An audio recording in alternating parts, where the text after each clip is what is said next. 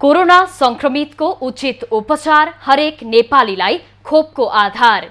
नमस्कार, यो एभिन्यूज खबरको संकेत हो। तपाई अहिले एभिन्यूज@2 मा हुनुहुन्छ। म प्रतिमा धरेल। प्रारम्भमा मूल खबर।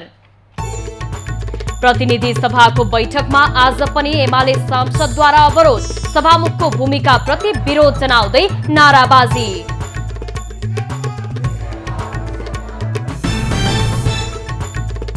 संखुवा सभामा भएको सामूहिक हत्याकाण्डका आरोपी लोकबहादुर कार्की सार्वजनिक।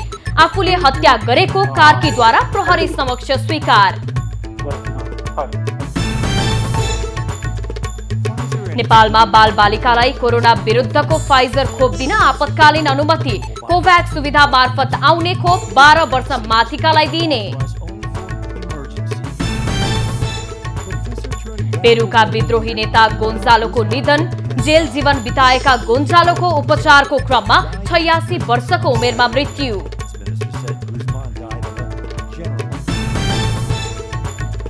र नेपाली राष्ट्रिय महिला फुटबल टोली र बंगलादेश बीचको दोस्रो मैत्रीपूर्ण खेल आज। दोस्रो खेलमा पनि जित निकाल्ने नेपालको लक्ष्य।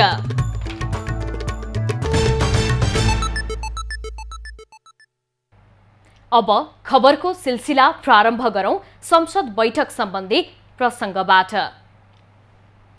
प्रमुख प्रतिपक्षी दल नेकपा एमालेले आज पनि प्रतिनिधि सभाको बैठकमा अवरोध गरेको छ। बैठक सुरु हुने बित्तिकै एमालेका सांसदहरूले नाराबाजी गर्दै रोस्टम घेराउ गरेर बैठकमा अवरोध गरेका हुन्। नेकपा एमालेले सभामुख अग्नि सापकोटाले पार्टी विभाजनको भूमिका खेलेको र प्रतिपक्षसँग सल्लाह नगरी बैठक अघि बढाएको भन्दै अवरोध गरेको हो। यसैबीच सभामुख अग्नि प्रसाद सापकोटाले प्रतिपक्षी दल एमाले सांसदहरूलाई संवादमा आउन आग्रह गरेका छन्। लगातार 3 दिन प्रतिनिधि सभाको बैठकमा नाराबाजी गरेर अवरोध गरेपछि समस्या समाधानका लागि सभामुख सापकोटाले संवादमा आउन आग्रह गरेका हुन्। सभामुख सापकोटाले संवादमा आउन एमाले सांसदहरूलाई आग्रह गर्दै बैठक चल्ने वातावरण बनाउन सबैमा अपील पनि गरेका हुन्। यसअघि गएका 2 वटा बैठक पनि एमालेले अवरोध गरेको थियो। एमालेको विरोध र नाराबाजीकै बीचमा सरकारले अघिल्लो बैठकमा प्रतिस्थापन विधेयक मार्फत बजेट सार्वजनिक गरेको थियो। यसअघि बिहान बसेको संसदीय दलको बैठकमा एमाले अध्यक्ष केपी ओलीले संसद अवरोधलाई निरन्तरता दिने बताएका थिए। सभामुख अग्नि सापकोटाले एमाले फुटाउन भूमिका खेलेको र दल हेरेर फरक व्यवहार गरेको ओलीको आरोप थियो। उनले सभामुखमाथि आक्रमण गर्ने कुनै योजना नरहेको समेत बताएका छन्। नेकपा एमालेका अध्यक्ष केपी ओलीले एमाले विभाजनमा सभामुखको मर्यादाहीन संलग्नता देखिएको भन्दै संसद अवरोध नरोकिने बताएका छन्। संसद भवन नयाँ बानेश्वरमा आइतबार बसेको एमाले संसदीय दलको बैठकमा ओलीले पार्टीले कार्यवाही सिफारिस गरेका सांसदलाई कार्यवाही नगरेर सभामुखले एमाले विभाजनमा भूमिका खेलेको भन्दै संसद अवरोध नरोकिने स्पष्ट पारेका हुन्। सभामुखबाट पदको दुरुपयोग भएको उनको आरोप छ। पार्टी फुटाउने विभाजित गर्ने कुरामा हाम्रो संसदीय अभ्यास खुदै वर्तमान सभामुखले गरिरहेको अभ्यास कानुनी व्यवस्था त्यो सबै कुरालाई मिसेर नेकपा एमाले विभाजन गराउने कुरामा सभामुखको षड्यन्त्रपूर्ण संलग्नता देखियो। त्यो सत्य संलग्नता देखियो। कानुन विपरीतको मर्यादाहीन संलग्नता देखियो। ओलीले संसदीय मर्यादा भित्र रहेर संसद अवरोध जारी राख्न सांसदहरूलाई निर्देशन समेत दिए। सभामुखलाई माइकले हान्ने योजना नरहेको ओलीले स्पष्ट पारे।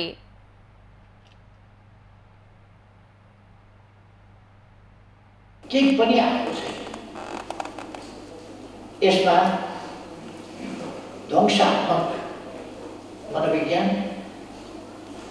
चिन्तन र प्रवृत्ति यसमा प्रकट भएको छ। विकास आयोजनाहरू कटौती गरिएको छ, अघि नै राखिसक्नुभएको छ। विकास आयोजना कटौती गरिएको छ। भ्रष्टाचारलाई प्रश्रय दिन मापदण्ड विपरीत रकम बाँड्ने योजना सरकारले ल्याएको उनको आरोप थियो। सत्ता गठबन्धन दलहरूबीच मन्त्रालय बाँडफाँडका विषयमा आइतबार पनि सहमति जुट्न सकेन। प्रधानमन्त्री निवास बालुवाटारमा बसेको सत्तारूढ गठबन्धनको बैठकमा मन्त्री परिषद विस्तार, एमसीसी परियोजना लगायतका विषयमा छलफल भए पनि ठोस सहमति हुन नसकेको नेताहरूले जनाएका छन्। यसअघि गत हप्ता नै मन्त्रीमण्डल विस्तार गर्ने तयारी भए पनि दलहरूबीच भागवण्डामा सहमति नजुट्दा विस्तार रोकिएको छ। भौतिक पूर्वाधार, परराष्ट्र शहरी विकास, संघीय मामिला, स्वास्थ्य मन्त्रालय कसले पाउने भन्नेमा साझेदार दलबीच विवाद रहेको बताइएको छ। त्यस्तै एमसीसीका विषयमा पनि गठबन्धनका दलबीच मतभिन्नता रहेको छ। आज बसेको गठबन्धन बैठकमा संसदमा जारी अवरोधका विषयमा पनि छलफल भएको बताइएको छ। गत सोमबार संखुवा सभाको मादीमा 6 जनाको सामूहिक हत्या गर्ने अभियुक्त प्रहरीले आज सार्वजनिक गरेको छ। हत्याका आरोपित लोकबहादुर कार्कीलाई इलाका प्रहरी कार्यालय चैनपुरमा पत्रकार सम्मेलन गरेर सार्वजनिक गरिएको हो। प्रहरीको अनुसन्धानपछि हत्यामा संलग्न रहेको खुलेपछि कार्कीलाई पक्राउ गरी शनिबार चैनपुर ल्याइएको थियो। आरोपी कार्कीले तेजबहादुर कार्की सहित उनको परिवारको चिरपट प्रहार गरी हत्या गरेको प्रहरी समक्ष स्वीकारेका छन्। उहाँबाट फर्किसकेपछि उहाँको गाउँघरमा रहेको गतिविधिहरू त्यो कुराहरू बुझ्दै जाँदाखेरि उहाँले प्रदेश नम्बर 1 प्रहरी कार्यालयका प्रहरी नायब महानिरीक्षक अरुण कुमार बीसी नेतृत्वको प्रहरी टोली, केन्द्रीय अनुसन्धान ब्युरो सीआईबी को टोली, संघीय इकाई प्रहरी कार्यालय धरानको टोली र जिल्ला प्रहरी कार्यालय संखुवा सभाबाट डीएसपी लालध्वज सुवेदीको टोलीले अनुसन्धान गरेको थियो। भदौ 21 गते सोमबार बिहान मादी नगरपालिका 1 उम्लिङका कार्की परिवारका 6 जनाको हत्या भएको थियो। घरमा रहेका 7 जना मध्ये 85 वर्षीय बौद्धमान कार्की भने सकुशल भेटिएका थिए। घटनामा बौद्धमानका छोरा 58 वर्षीय तेजबहादुर कार्की, उनकी श्रीमती 80 वर्षीय पार्वती कार्की, बुहारी 56 वर्षीय मनमाया कार्की, नातिनी बुहारी 28 वर्षीय रञ्जना कार्की, पनाती 10 वर्षीय दिपेन कार्की र पनातिनी 5 वर्षीय गोमा कार्की मृत अवस्थामा भेटिएका थिए। औषधि व्यवस्था विभागले कोरोना विरुद्ध प्रयोग हुँदै आएको फाइजर खोप बालबालिकाका लागि अनुमति दिएको छ। स्वास्थ्य तथा जनसंख्या मन्त्रालय मार्फत वितरणका लागि फाइजरलाई अनुमति दिएको विभागले जनाएको छ। सरकारले ल्याएर प्रयोग गर्न फाइजरलाई आपतकालीन अनुमति दिएको विभागको भनाइ छ। कोभ्याक्स सुविधा मार्फत आउने खोप 12 वर्ष उमेर समूह माथिकालाई दिने तयारी छ। कोभ्याक्स सुविधा अन्तर्गत केही दिनमै 1 लाख मात्रा फाइजर खोप आइपुग्ने स्वास्थ्य मन्त्रालयले जनाएको छ। यसअघि नेपालमा कोभिसिल्ड, भेरोसेल, जोन्सन एन्ड जोन्सन, एस्ट्राजेनेकाले आपतकालीन प्रयोगका लागि अनुमति पाएका छन्। अमेरिकी सहयोग परियोजना मिलेनियम च्यालेन्ज कर्पोरेसन एमसीसी उपाध्यक्ष फतिमा सुमारको टोली आज फर्कदैछ। एमसीसी अनुमोदन प्रक्रियामा भएको ढिलाइबारे बुझ्न आएको टोली 4 दिने भ्रमण पूरा गरेर आज फर्कन लागेको हो। नेपालका सत्तारूढ दलभित्रै एमसीसी बारे तीव्र मतभेद रहेकाले अमेरिकी टोलीको भ्रमण उपलब्धिविहीन देखिएको छ। बिहिबार नेपाल आएको टोलीले नेपाल रहँदा प्रधानमन्त्री शेरबहादुर देउबा सहित प्रमुख राजनीतिक दलका नेताहरूसँग परियोजनाको प्रगतिका विषयमा जानकारी लिएको थियो। टोलीले एमसीसी चाहिने नचाहिने स्पष्ट हुन सरकार र दलहरूलाई आग्रह गरेको छ। प्रधानमन्त्री देउबाले भने राजनीतिक सहमति जुटाएर सम्झौता कार्यान्वयनमा लैजाने आश्वासन दिएका छन्। मुख्य राजनीतिक दलहरूले भने सम्झौतामा रहेका केही प्रावधान संशोधन नगरी एमसीसी अनुमोदन हुन नसक्ने जानकारी गराएका छन्। उपाध्यक्ष सुमार र नायब उपाध्यक्ष जोनाथन ब्रुक्स गत बिहिबार नेपाल आएका थिए। सम्झौता अनुसार सडक सञ्जाल, विद्युत प्रसारण लाइन निर्माण लगायत नेपालको भौतिक पूर्वाधार विकासका आयोजना कार्यान्वयनका निम्ति अनुदान स्वरूप अमेरिकाबाट नेपाललाई 50 अर्ब सहयोगको प्राप्त हुनेछ। सम्झौता भएको परियोजनामा 400 किलोभोल्ट क्षमताको 318 किलोमिटर लामो प्रसारण लाइन एवं 3 उच्च क्षमतायुक्त सबस्टेशन निर्माणमा केन्द्रीय विद्युत प्राधिकरण प्रसारण आयोजना र बढीमा 300 किलोमिटर रणनीतिक सडकको मर्मत सम्भारका विषय समावेश गरिएको छ। नेकपा माओवादी केन्द्रका अध्यक्ष पुष्पकमल दाहालले पेरुका क्रान्तिकारी नेता अबिमाइल गोन्जालोको निधनप्रति दुःख व्यक्त गरेका छन्। दाहालले ट्वीट गर्दै पेरु कम्युनिस्ट पार्टीका नेता गोन्जालोको निधनले क्रान्तिको एउटा मोडल तत्कालका लागि अन्त्य भएको प्रतिक्रिया दिएका हुन्। दाहालले गोन्जालोलाई वैचारिक निष्ठा, त्याग र समर्पणका प्रतीकको रूपमा स्मरण समेत गरेका छन्। पेरुको क्रान्तिकारी समूह साइनिङ पाथका नेता तथा संस्थापक गोन्जालोको 86 वर्षको उमेरमा शनिबार निधन भएको हो। गोन्जालोको निधनप्रति अन्य कम्युनिस्ट नेताहरूले समेत दुःख प्रकट गरेका छन्। सरकारले धरान स्थित बीपी कोइराला स्वास्थ्य विज्ञान प्रतिष्ठानका स्वास्थ्य कर्मीलाई आन्दोलन फिर्ता लिन आग्रह गरेको छ। जनताको स्वास्थ्य सेवा जस्ता मौलिक हक अवरुद्ध नगर्न स्वास्थ्य तथा जनसंख्या मन्त्रालयले अनुरोध गरेको हो। स्वास्थ्य कर्मीले प्रतिष्ठानमा गत 20 गतेबाट इमर्जेन्सी, कोभिड सेवा र पूर्व निर्धारित कार्यक्रम बाहेक अन्य सेवाहरू स्थगित गरेका छन्। आन्दोलनरत पक्षले उठाएका धेरै मागहरू सम्बोधन भइसकेको र अन्य माग पनि सम्बोधनको क्रममा रहेको मन्त्रालयले जनाएको छ। मन्त्रालयले पदाधिकारीको कार्यवाही प्रक्रिया सिनेटबाटै अघि बढाइने, अध्ययन प्रतिवेदन तत्काल सार्वजनिक गर्ने, अख्तियारले छानबिन अगाडि बढाएको लगायतका 8 विषयमा विज्ञप्तिमा जानकारी दिएको छ। सरकारले छानबिन लगायतका प्रक्रिया अगाडि बढाएपछि रजिस्ट्रार डाक्टर मोहन चन्द्र रेग्मीले राजीनामा दिएका छन्। उनको राजीनामा स्वीकृत समेत भइसकेको छ। प्रतिष्ठान शुद्धिकरणको माग राख्दै 3 महिनादेखि आन्दोलन भइरहेको छ। सुशासन, पारदर्शिता र स्वास्थ्य सेवामा सुधार लगायतका 12 बुँदे माग राख्दै त्यहाँ कार्यरत चिकित्सक, कर्मचारी र विद्यार्थीले आन्दोलन गरिरहेका हुन्। सरकारले प्रधानमन्त्री तथा मन्त्री परिषदको कार्यालय सचिव वैकुण्ठ अरियालको संयोजकत्वमा 9 सदस्यीय समिति पनि गठन गरेको थियो। समितिको छानबिन प्रतिवेदन कार्यान्वयन नभएको आन्दोलनरत चिकित्सकको आरोप छ।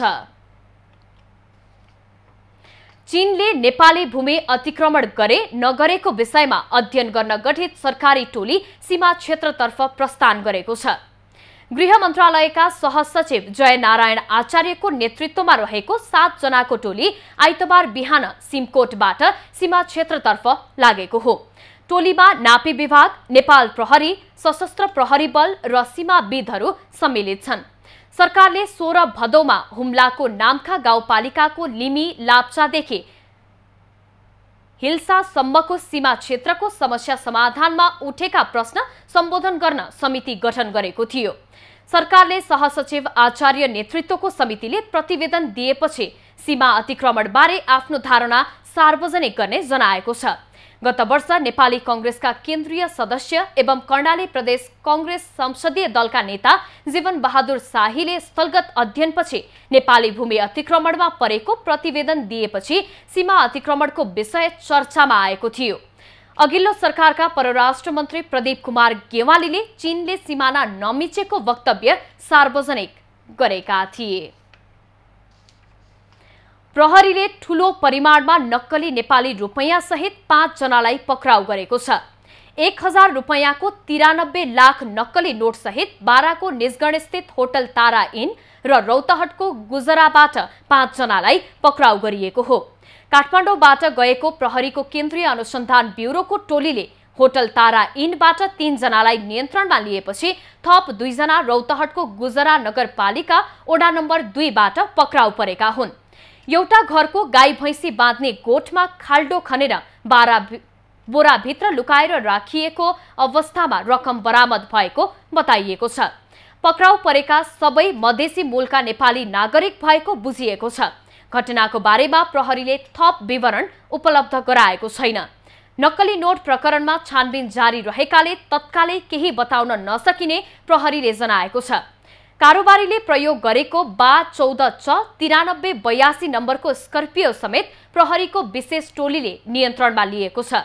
नक्कली नोटको कारोबारमा संलग्न थप मानिसहरूबारे प्रहरीले अनुसन्धान गरिरहेको बताइएको छ। मानव अधिकार कर्मी अगुवा कृष्ण पहाडी अस्पताल भर्ना भएका छन्। आन्द्राको अल्सर लगायत रोगको उपचारका लागि उनी भारतको नयाँ दिल्ली स्थित पहाडी एपोलो अस्पताल भर्ना भएका हुन्। पहाडी लामो समयदेखि मधुमेह, उच्च रक्तचाप, थाइरोइड, प्रोस्टेट, घाँटी, नाक र घुँडाको समस्या भोग्दै आएका छन्। पहाडीको स्वास्थ्यमा क्रमिक सुधार भइरहेको मानव अधिकार तथा शान्ति समाजले जनाएको छ। पहाडी समाजका पूर्व अध्यक्ष हुन्। बिरामीको उपचार गर्ने सल्यान जिल्ला अस्पताल अहिले आफै बिरामी परेको छ। दिनमा 150 जना भन्दा बढी बिरामीको उपचार गर्ने जिल्ला अस्पताल जनशक्ति नहुँदा समस्यामा परेको छ।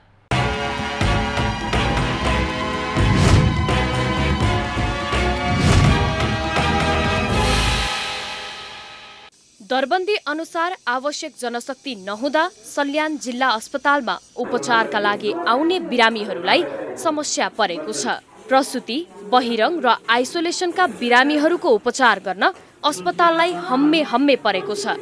दरबन्दी अनुसारका स्वास्थ्यकर्मी नहुँदा प्रसुतिदेखि अन्य सेवा प्रवाहमा समेत समस्या हुने गरेको छ। अस्पतालमा स्वास्थ्यकर्मीको त धेरै नै अभाव छ। यहाँ डाक्टर, नर्सिङ स्टाफ, हेल्पर, पारामेडिक्सहरूदेखि लिएर अन्य स्टाफहरू पनि हुन्छन्, तिनीहरूको सबैको अभाव नै छ। गत साल 3 जना चाहिँ यहाँको स्टाफ नर्सलाई पठाएको, उहाँहरू पनि म्याद थप नगर्ने भन्ने कुरा आइरहेको छ। त्यो उहाँहरू जानुभयो भने त झन् हामीसँग एकदमै 5-6 जना मात्रै स्टाफ नर्सहरू चाहिँ हुनुहुन्छ, झन् गाह्रो हुन्छ। बिरामीको उपचारका लागि खरिद गरिएका भेन्टिलेटर र आइसियु मसिन अलपत्र अवस्थामा छन्। उपकरणहरू किनेको लामो समयसम्म जनशक्तिको व्यवस्थापन नहुँदा प्रयोगविहीन बनेका छन्। जनशक्ति र भवनको अभावका कारण 6 वटा भेन्टिलेटर सहित आइसियुका सामग्री थन्किएका हुन्। भेन्टिलेटर नहुँदा गम्भीर बिरामीलाई अन्यत्र पठाउनु पर्ने बाध्यता छ। अस्पतालमा अहिले उपकरण जडान गर्ने सम्म समेत छैन। आइसियुलेटर हामीले चलाउन सक्थ्यौं, बिरामी राख्न सकिन्थ्यो, तर भेन्टिलेटर चाहिँ प्रयोग गर्न सक्ने अवस्था नै थिएन है। किन थिएन भन्दाखेरि हामीसँग कुनै भवनै छैन, पूर्वाधारै छैन। तपाईले देख्नुभयो त्यहाँ ओपिडी चुइरहेछ, इन्डोरमा पानीबाट चुइन्छ, यस्तो सानो बेड राख्नलाई पोचाक होस् बिरामी। अस्पतालमा भएका उपकरणहरू एकातिर थन्किएका छन् भने अर्कातिर त्यही उपकरण खरिदका लागि बजेट विनियोजन गरिएको छ।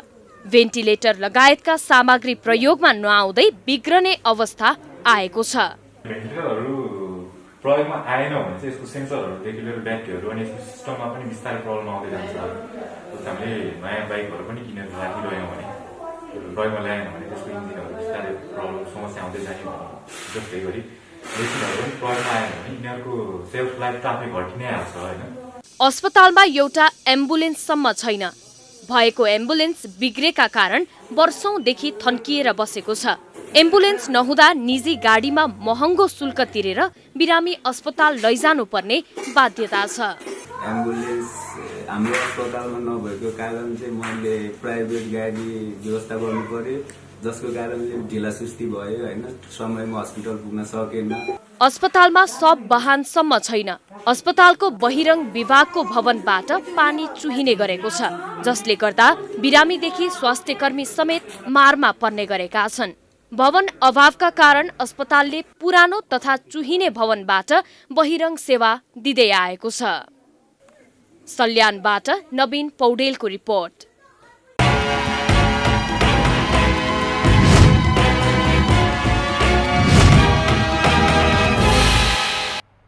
अब बाँकी खबर।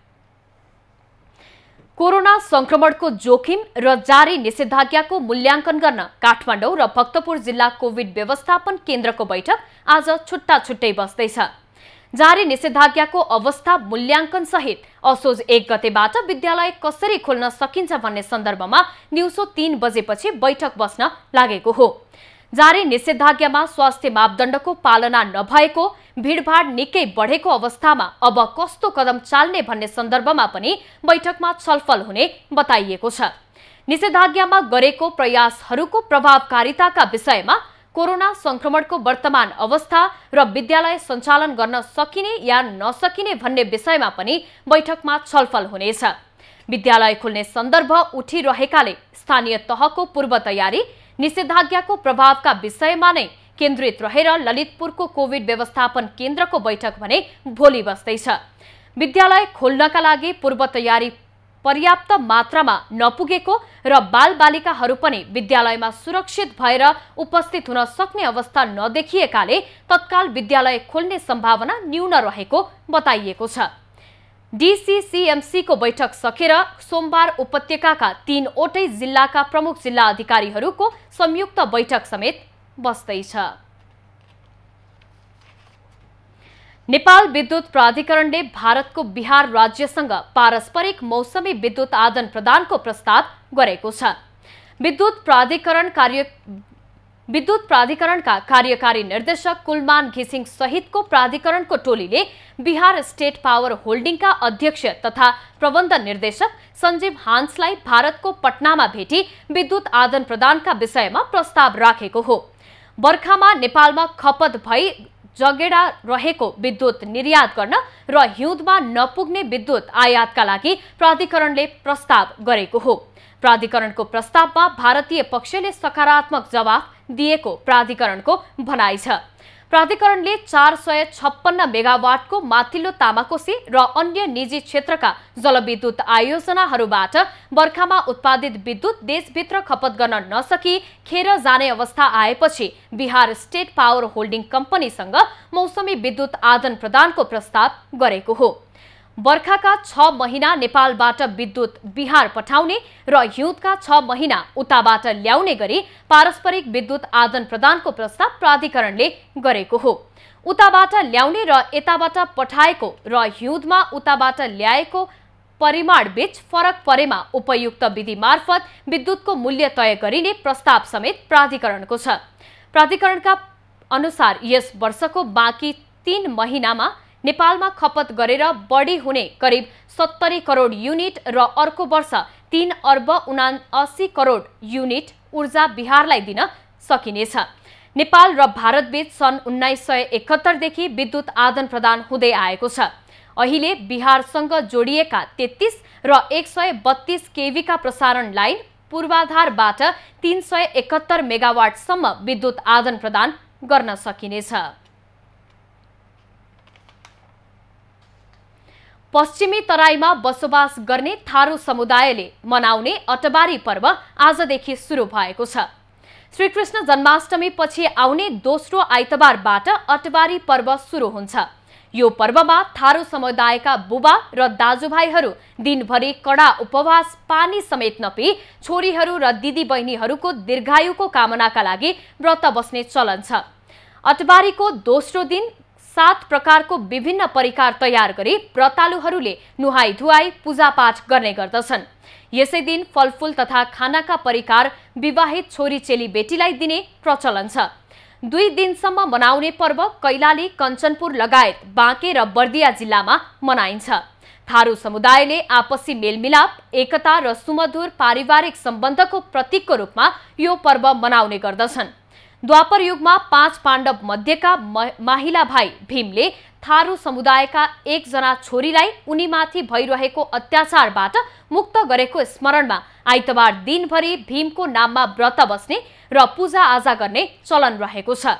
कैलाली, कञ्चनपुर लगायत बाँके र बर्दिया जिल्लामा यो पर्व आपसी मेलमिलाप, एकता र सुमधुर पारिवारिक सम्बन्धको प्रतीकको रूपमा मनाउने गरिन्छ। सुदूरपश्चिम प्रदेश सरकारले थारू समुदायको बसोबास रहेको कैलाली र कञ्चनपुरमा आज सार्वजनिक बिदा समेत दिएको छ।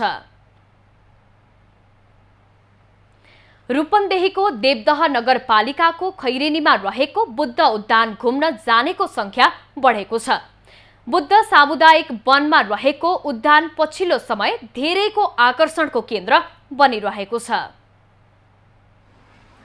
हरियाली र सुन्दर स्थान जो कोहीलाई पनि मन पर्छ। यसले हाम्रो मनलाई आनन्दित बनाउनुका साथै वातावरणमा प्रकृतिको सुन्दरता बढाउनु पनि मद्दत गर्छ। रूपन्देहीको देवदह नगरपालिका वडा नम्बर 6 खैरेनीमा रहेको बुद्ध उद्यानमा साँच्चीकै हरियाली र सुन्दरता भेटिन्छ। यो उद्यान अहिले सेल्फी खिच्न र टिकटकका लागि समेत राम्रो थलो बन्दै गएको छ। लकडाउन खुकुलो भएसँगै उद्यानमा चहल पहल र आन्तरिक पर्यटकको आगमन पनि बढेको छ। वन क्षेत्रमा पनि राम्रो काम गर्न सकिन्छ भन्ने उदाहरणीय कामको रूपमा पनि यो उद्यान रहेको छ। उद्यानमा रहेको काठे सेल्फी फुल, झरना, बुद्धसँग सम्बद्ध काष्ठ मूर्तिहरू र फुलबुले झरना नै यहाँ आउनेहरूको रोजाइमा पर्ने गरेका छन्। सबै यहाँ काष्ठकलाहरूदेखि लिएर एकदम पिकनिक स्पोटहरू एकदम रमाइलो ठाउँ छ। देवदा एरियाकै सबैभन्दा राम्रो रहेछ हेर्नको लागि चाहिँ गौतम बुद्धको मूर्तिहरू रहेछ, काष्ठकलाहरू प्लस अनि त्यो झरनाहरू, ड्यामहरू, हरियाली राम्रो रहेछ। 2076 सालमा राष्ट्रिय काष्ठकला कार्यशाला सञ्चालन भएपछि यो उद्यान सञ्चालनमा आएको हो। उद्यान वरिपरि विभिन्न संरचना निर्माण गरेर आकर्षक रूप दिएको छ। उद्यानमा अन्य पर्यटकीय विभिन्न संरचना थपेर आकर्षण बनाउने योजना रहेको छ। सिद्धिचरण भट्टराईले चाहिँ उहाँले चाहिँ एउटा काष्ठ कार्यशाला गर्नुपर्छ, यसको अवधारणा छ। हामीले लगेका प्रज्ञा प्रतिष्ठानबाट पनि केही पैसा आउँछ भनेर भन्नुभयो। विभिन्न मूर्ति लगायतका संरचना यहाँ आउने आन्तरिक पर्यटकका लागि आकर्षणको वस्तु बनेका छन्। उद्यानको विशेषता भनेकै सुन्दरता, बुद्धको झल्को दिने काष्ठकला र एकान्त वातावरण रहेको छ। सफा, सुन्दर र मनोरमसँगै एकान्त जस्तो यो अत्यन्तै मनमा आउँदाखेरि पनि आनन्द लाग्ने ठाउँ बन्नको लागि सफा, सुन्दर र हराभराले भरिपूर्ण हुनुपर्छ। यहाँ खास गरी हामी अघि नै हेरिसक्यौँ सबै जुन दृश्यहरू छन्, बुद्धकालीन मूर्तिहरू छन्, ती मूर्तिले आकर्षण त बनाएको नै छ, बुद्धको त्यो झझल्को त आउँछ नै। उद्यान प्रवेश गर्न 20 रुपियाँको टिकट काट्नुपर्ने हुन्छ। देवदह खैरेनी बजारबाट 2 किलोमिटर जति उत्तरमा रहेको पहाडको फेदमा पर्ने यो उद्यान घुम्न रमणीय थलो बनेको छ। हाल यहाँ 300 को हाराहारीमा स्थानीयहरू पुग्ने गरेका छन्। बिदाका दिनमा भने भिडभाड हुने गर्दछ। दामोदर खनाल, रूपन्देही। खबर सङ्कलनका लागि काठमाडौँ स्थित म्यारियट होटल पुगेका एभिन्यूज खबरकर्मीमाथि प्रहरीले हातपात गरेको घटनाको चौतर्फी भर्त्सना भइरहेको छ। एमसीसी उपाध्यक्ष फतिमा सुमार बसेको होटलका गतिविधिबारे खबर सङ्कलन गर्न पुगेको टोलीलाई प्रहरीले 1.5 घण्टा नियन्त्रणमा लिएर दुर्व्यवहार गरेको थियो। शुक्रबार राति प्रहरीले एभिन्यूज कर्मी शीतल रिजाल र सुरेश रजकमाथि गरेको यो हरकत हेर्नुहोस्। हामीलाई रोकी चाहिँ किन राख्नु भएको छ? सर हात चाहिँ नहाल्नुस् है, क्यामेरामा हात चाहिँ नराख्नुस् है सर, भिडियोमा चाहिँ। प्रहरीको ज्यादती यतिमा मात्रै सीमित भएन। एभिन्यूज कर्मीलाई 1.5 घण्टा नियन्त्रणमा लिएर दुर्व्यवहार समेत गरियो र क्यामेरा समेत तोडफोड गरियो। क्यामेरामा किन हात हाल्नु भयो हाम्रो? हामी निस्किँदैनौँ सर, हामीलाई जवाफ चाहिन्छ कि हामीलाई रिपोर्टिङमा किन रोकियो? हामी जवाफ नभए हामी निस्किँदैनौँ सर। क्यामेरामा किन हात हाल्नु भयो हाम्रो?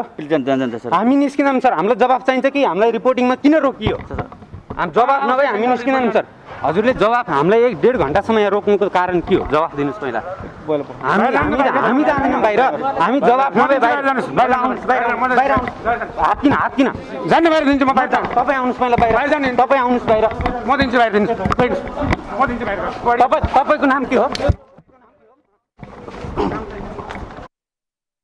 खबर सङ्कलनमा सञ्चारकर्मीलाई प्रहरीले गरेको व्यवहार अत्यन्तै निन्दनीय भएको भन्दै विरोध भएको छ। शनिबार सामाजिक अभियन्ताहरूले पत्रकार सम्मेलन नै गरेर घटनाको भर्त्सना गरेका छन्। नेपाल आमा जिन्दाबाद, जिन्दाबाद, जिन्दाबाद। एमसीसी चाहिँदैन, चाहिँदैन, चाहिँदैन। नेपाल आमा जिन्दाबाद, जिन्दाबाद, जिन्दाबाद। नेपाल आमा जिन्दाबाद, जिन्दाबाद, चाहिँदैन। नेपाल आमा जिन्दाबाद, जिन्दाबाद, जिन्दाबाद। चाहिँदैन, चाहिँदैन।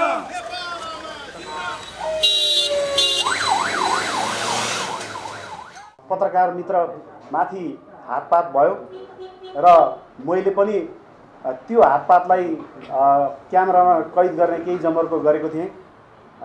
त्यही मेरो गतिविधिले होला मलाई पनि हातपात भयो, धेरै पिट्नु भयो उहाँहरूले। सञ्चारकर्मीहरूले केवल आफ्नो जसरी जिम्मेवारी चाहिँ निर्वाह गरिरहनु भएको छ प्रहरीहरूले, त्यसै गरी बिना वर्दीका प्रहरीहरू सञ्चारकर्मीहरूले पनि आफ्नो जिम्मेवारी निर्वाह गरिरहनु भएको छ। यो क्रममा उहाँहरूका विरुद्धमा भएको यो चाहिँ ज्यादतीपूर्ण गतिविधिको पनि हामी गम्भीर रूपमा चाहिँ खेद व्यक्त गर्न चाहन्छौँ। सामाजिक अभियन्ताहरूले शनिबार माइती घरमा एमसीसी विरुद्ध प्रदर्शन गर्ने क्रममा समेत एभन्यूज कर्मीमाथि भएको ज्यादतीको कडा रूपमा विरोध गरेका छन्। उनीहरूले वाक स्वतन्त्रताको ठाडो उल्लङ्घन भएको बताएका छन्।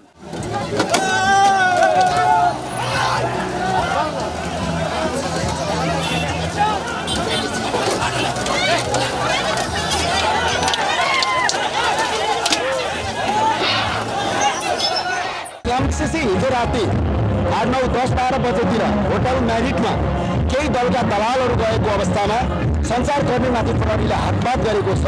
यो चाहिँ विभिन्न सबैभन्दा ठुलो अपराध हो। सञ्चार जगतलाई पनि बन्देज गरी राति गोप्य मिटिङ गराएर त्यसलाई बर्बाद गर्न पाइँदैन। मुलुकको कानुनले समेत सूचना पाउने अधिकार सुनिश्चित गरेको छ। वाक स्वतन्त्रताको प्रत्याभूति समेत गरिएको छ। तर बेला बेलामा प्रहरीद्वारा हुने यस्ता घटनाले प्रहरीकै कार्यशैलीप्रति गम्भीर प्रश्न खडा गरेको छ।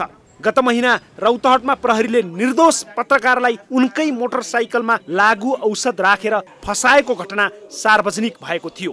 प्रहरीको यस्तो गैर जिम्मेवार क्रियाकलाप र मैमत्ता प्रवृत्ति आखिर कहिलेसम्म भन्ने बेलामा प्रहरी मेरो साथी, व्यवहारमा भने ज्यादती, यो अराजकताको पराकाष्ठा होइन र? के यही हो सत्य सेवा सुरक्षणम? प्रहरीले एभेन्यूज खबरकर्मीमाथि गरेको दुर्व्यवहारको मानव अधिकार कर्मी र पत्रकारले निन्दा गरेका छन्। उनीहरूले घटनाको छानबिन गरी दोषीलाई तत्काल कारबाही गर्न माग गरेका छन्। वरिष्ठ पत्रकार युवराज घिमिरेले प्रहरीले भिआइपी सुरक्षाको नाममा पत्रकारमाथि हातपात गर्नु बर्बरताको उदाहरण भएको बताएका छन्। मानव अधिकार कर्मी इन्द्र अर्यालले सरकारले नियोजित रूपमा एमसीसी उपाध्यक्ष बसेको मेरियट होटलमा भइरहेको गतिविधिको सूचना लुकाएको आरोप लगाए। प्रहरी कानुन बमोजिम बनेको निकाय भएकाले कानुन भित्रै रहेर काम गर्नुपर्ने उनको भनाइ छ। नेपाल प्रहरी कसलाई खनखनी मन लाएर कसले बनाएको होइन।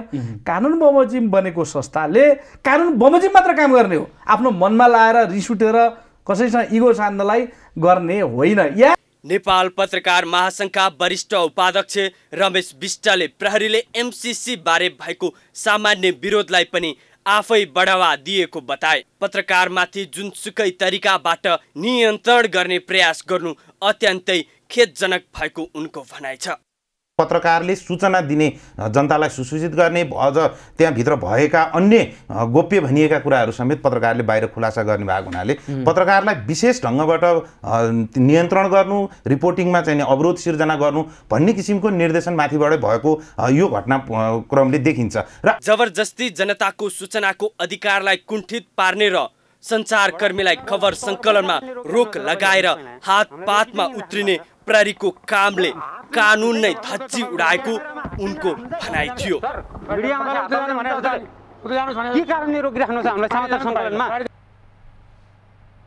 खबर सङ्कलनका लागि काठमाडौँ स्थित मेरियट होटल पुगेको एभेन्यूज खबरका संवाददाताद्वय शीतल रिजाल र सुरेश रजकमाथि प्रहरीले दुर्व्यवहार गर्दै हातपात गर्नुका साथै उनीहरूको क्यामेरा खोसेर तोडफोड गरेको घटनाप्रति नेपाल पत्रकार महासंघले एक विज्ञप्ति जारी गर्दै आपत्ति जनाएको छ।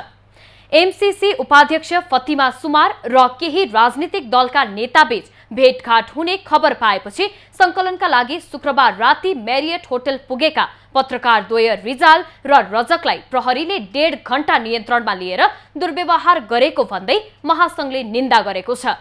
महासंघले स्वतन्त्रतापूर्वक सञ्चारकर्ममा जुटेका पत्रकारमाथि प्रहरीबाट भएको यो हरकतले प्रेसको संवैधानिक अधिकार र स्वतन्त्रतामाथि हस्तक्षेप भएको ठहर समेत गरेको छ। विज्ञप्तिमा पत्रकारलाई हतोत्साहित र त्रसित बनाउने प्रहरीको ज्यादतीको वर्णना गरिएको छ। घटनाको छानबिन गरी दोषी प्रहरीमाथि कानुनी कारबाहीको माग गर्दै प्रेसको संवैधानिक अधिकारको सम्मान गरी पत्रकारलाई स्वतन्त्र, निर्बाध र सुरक्षित रूपमा काम गर्ने वातावरण निर्माण गर्न सम्बन्धित निकायसँग महासंघले माग समेत गरेको छ। यसैबीच मिडिया अलायन्स नेपालले पनि एक विज्ञप्ति जारी गरी घटनाको भर्त्सना गर्दै दोषीलाई तत्काल कारबाही गर्न माग गरेको छ। यसैगरी नेपाल पत्रकार महासंघ एभिन्यूज प्रतिष्ठान शाखा र पत्रकार महासंघ एसोसिएट प्रदेश समितिले पनि घटनाको भर्त्सना गर्दै दोषी उप कडा कारबाहीको माग गरेको छ। वर्षातका कारण सडक अवरुद्ध हुँदा भोजपुरका स्थानीयलाई समस्या भएको छ। लगातारको वर्षाले जिल्लाका अधिकांश स्थानीय तहबाट हुँदै आएको सदरमुकामसम्मको यातायात सेवा बन्द भएको छ। सडकको विभिन्न ठाउँमा पहिरो गएको छ भने कतिपय ठाउँमा खाल्टाखुल्टी परेको छ।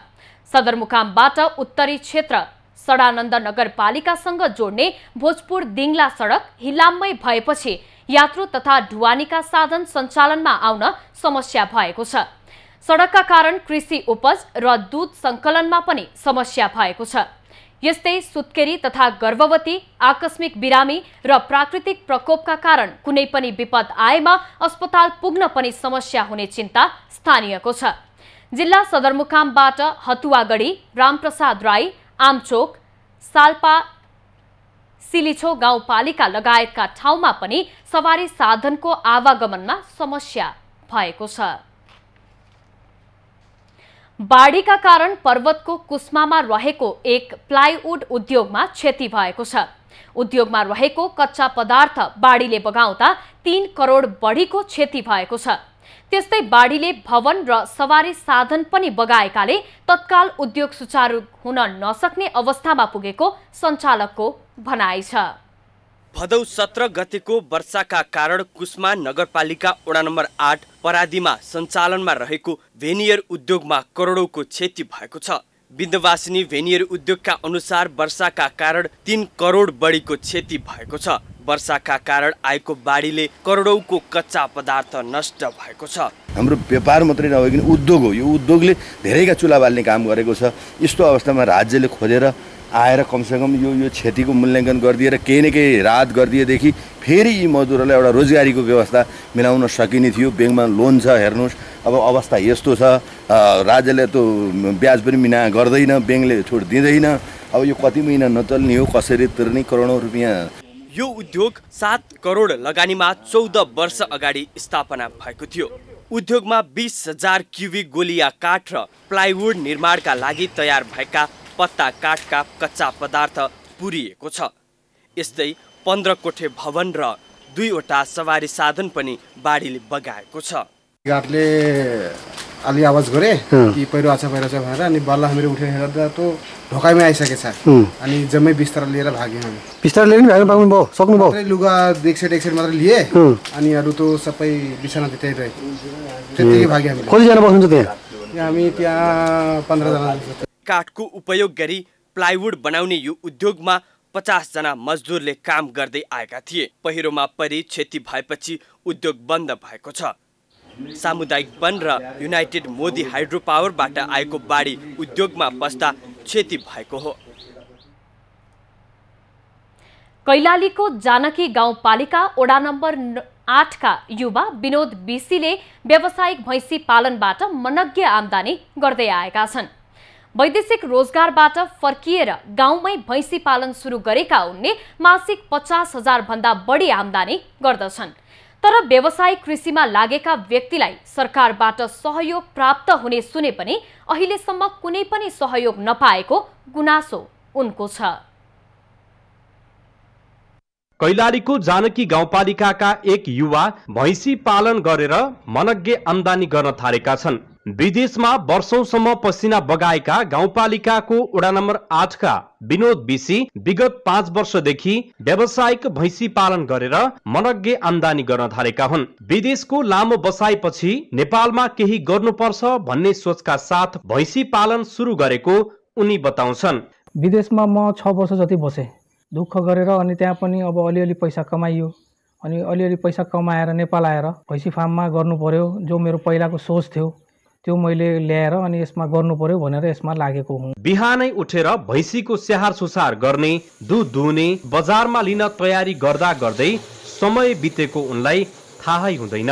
यो व्यवसायबाट आफूलाई सोचे भन्दा पनि बढी सन्तुष्टि मिलेको उनी बताउँछन्। पहिला त अलिकति समस्या परे, अब गर्दैछु, अब ठिकै छ। अब दुधहरू पनि अब ठिकै गइरहेछ, सन्तुष्ट छु म।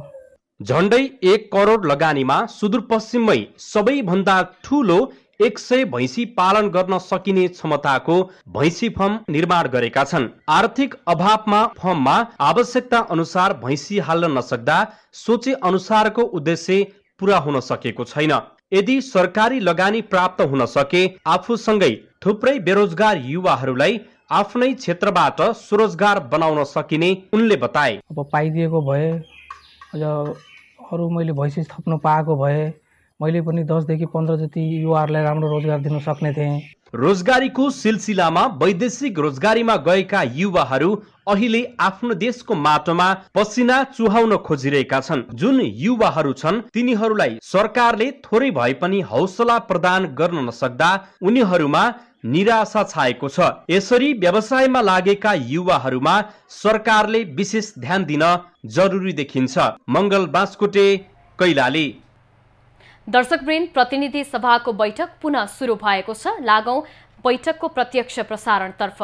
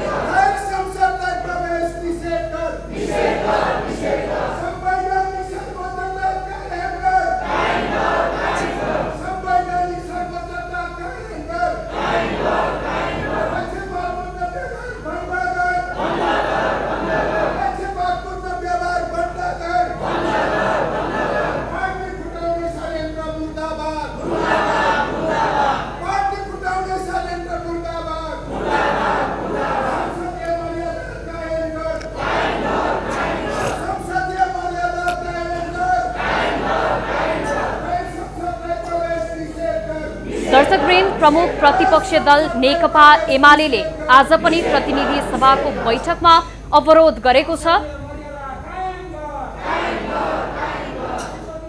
बैठक सुरु हुने बित्तिकै एमालेका सांसदहरूले नाराबाजी गर्दै रोस्टम घेराउ गरेका थिए। एमालेको अवरोधका कारण केही समयको लागि बैठक स्थगित गरिएको थियो र बैठक फेरि सुरु भएको छ। तर अझै पनि नेकपा एमालेका सांसदहरूले चर्को नाराबाजी गरिरहेका छन्।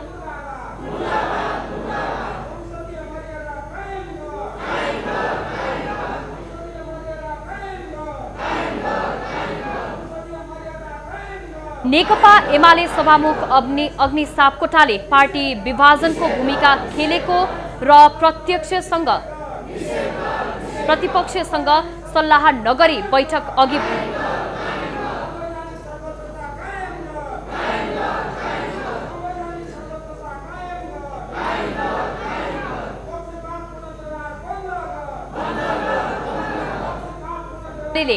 सभामुख अग्नि सापकोटाको भूमिका प्रति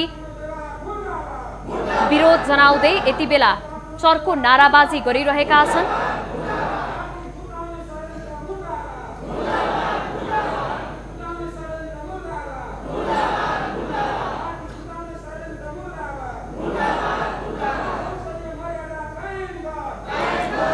मान्य सदस्यहरू, यो संसदीय मर्यादा कायम गर्ने दायित्व हामी सबैको हो।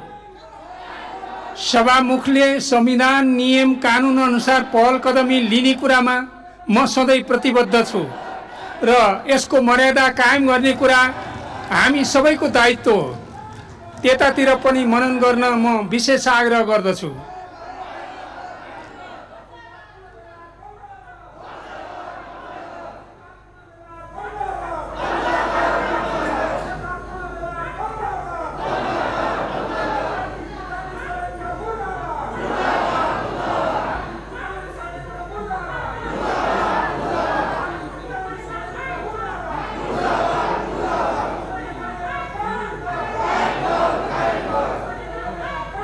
दर्शकवृन्द, सभामुख अग्निप्रसाद सापकोटाले प्रतिपक्षी दल एमाले सांसदहरूलाई संवादमा आउन बारम्बार आग्रह गरिरहे पनि सांसदहरूले विरोध जारी नै राखेका छन्।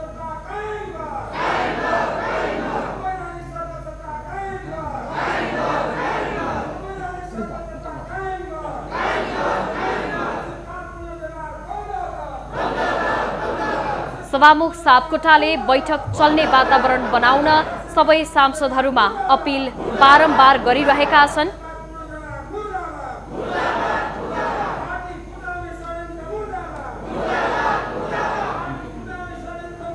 यसअघि गएका 2वटा बैठक पनि एमालेले अवरोध गरेको थियो। दर्शकवृन्द,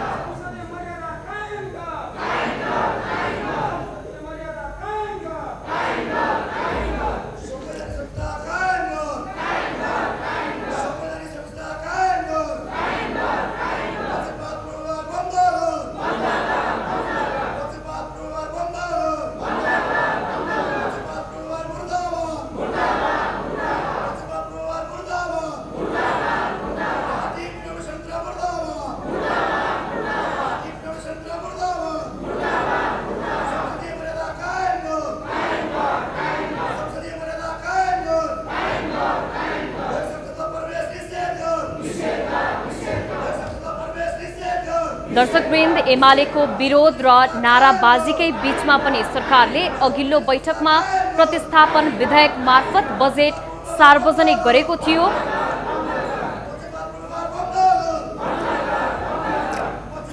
करोडौं जनताको आवाजलाई प्रतिध्वनित गर्ने यो जनप्रतिनिधिहरूको सर्वोच्च थरलाई गरिमामय बनाउनका लागि हामी सबैको उत्तिकै दायित्व छ।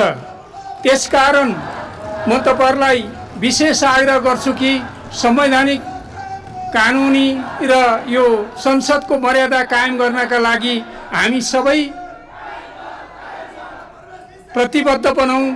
त्यसको नेतृत्व गर्नका लागि मैले आफ्नो तर्फबाट खेल्न पर्ने भूमिका खेल्नका लागि मैले संविधान, नियम, कानुन अनुसार अगाडि बढ्ने आफ्नो मूल मान्यता बनाइ आएको छु र तपाईहरुलाई पनि सहयोग गर्नका लागि अनुरोध गर्दछु।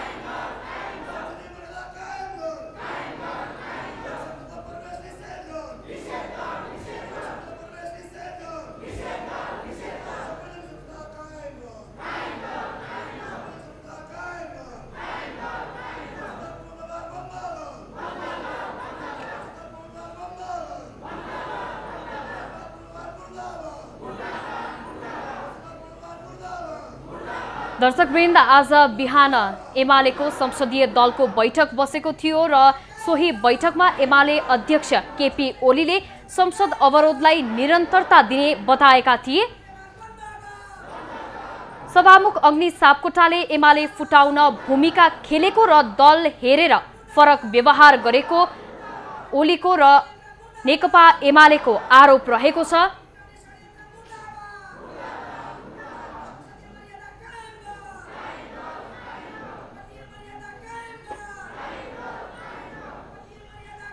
र सभामुखको भूमिकाप्रति असन्तुष्टि जनाउँदै यति बेला नेकपा एमालेका सांसदहरूले प्रतिनिधि सभाको बैठक अवरोध गरेका छन्।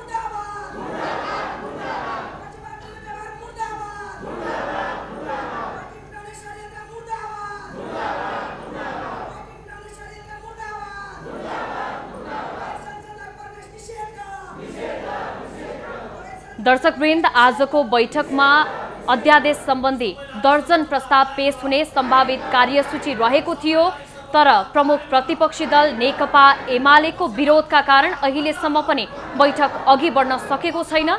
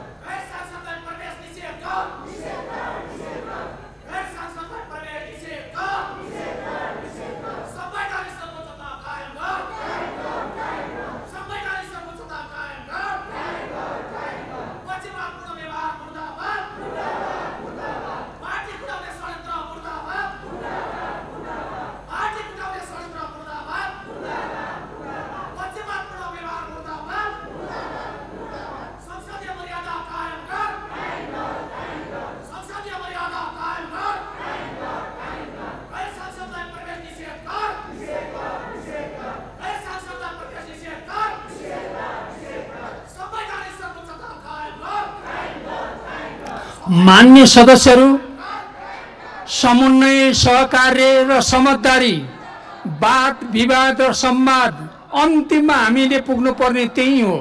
त्यसकारण म तपाईहरुलाई फेरि पनि अनुरोध गर्दछु कि हामी संवादतिर अगाडि बढौं। संवादको वातावरण बनाउन सबैले आफ्ना बुद्धि, विवेक, योग्यता, क्षमता जोडेर यो जनताको सर्वोच्च जनप्रतिनिधि संस्थालाई गरिमामय, जीवन्त र जनमुखी बनाउनका लागि हामी सबै एउटा न्यूनतम साझा समझदारी कायम गरेर अगाडि बढौं। हार्दिक अपील गर्दछु।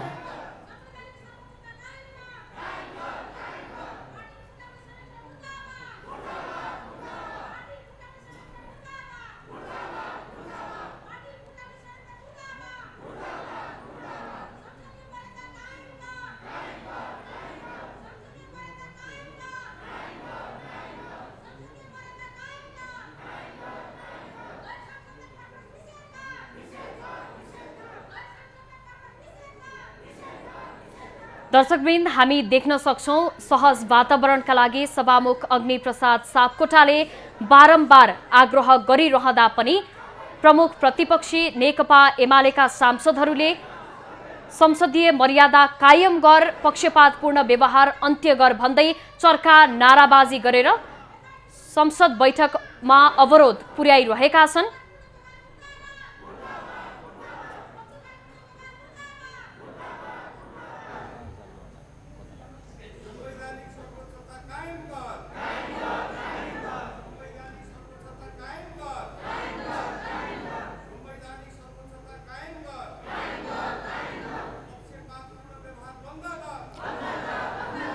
मान्य सदस्यहरू, अब अर्को बैठक 2078 साल भदौ 29 गते मंगलबार दिनको 1 बजे बस्ने गरी स्थगित हुन्छ।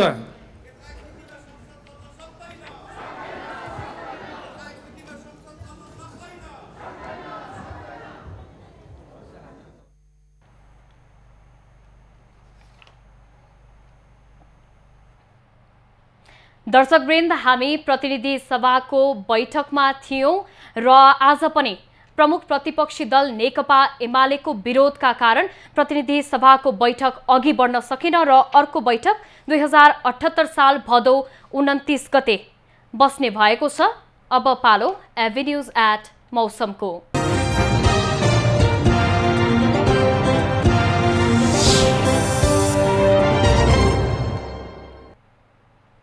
हाल देशको पहाडी भूभागमा सामान्य र तराई भूभागमा आंशिक बदली रहेको छ। अपराह्न देशको अधिकांश भूभागमा सामान्य बदली रही केही स्थानहरूमा मेघगर्जन र चट्याङ सहित हल्कादेखि मध्यम वर्षाको सम्भावना रहेको जल तथा मौसम पूर्वानुमान महाशाखाले जनाएको छ। काठमाडौँ उपत्यकाको आजको अधिकतम तापक्रम 31 डिग्री सेल्सियस र न्यूनतम तापक्रम 20 डिग्री सेल्सियस बीच रहने अनुमान छ। आज सूर्योदय बिहान 5:47 भयो भने सूर्यास्त साँझ 6:12 हुनेछ। आज देशभरको मौसम कस्तो रहला त हेरौं देशका विभिन्न स्थानको अनुमानित मौसमी अवस्था।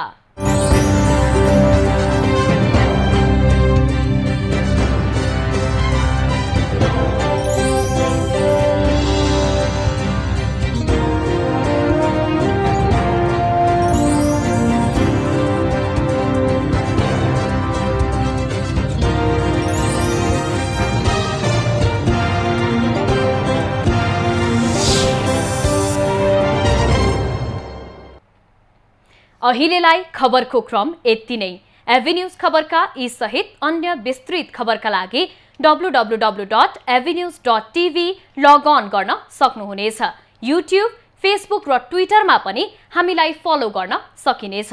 खबर भित्रको खबरका लागि हेर्दै रहनुहोला एभेन्यूज खबर। नमस्कार।